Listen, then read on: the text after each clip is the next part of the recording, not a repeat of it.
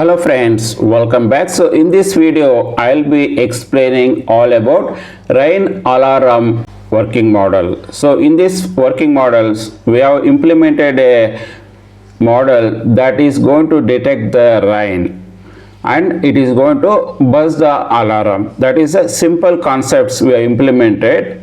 In order to implement this rain alarm, what we have made is we have used two metal blades and we have used 9-volt battery plus a buzzer, and we have kept a tray as well so that whatever it get rained, it will get stored in that tray. That is the simple concepts we wanted to showcase as a rain alarm working model. So what we have done here is we have placed the two blades in such a way that whenever we pour the water, it connects the two blades, it closes the circuit.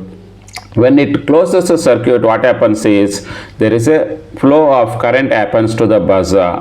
When the flow of current happens to the buzzer, that means the buzzer will ring. When there is a water we are spraying on top of these two blades, now there is a closure of the circuit happens and the buzzer will run. That is the simple concepts we have implemented to detect the rain.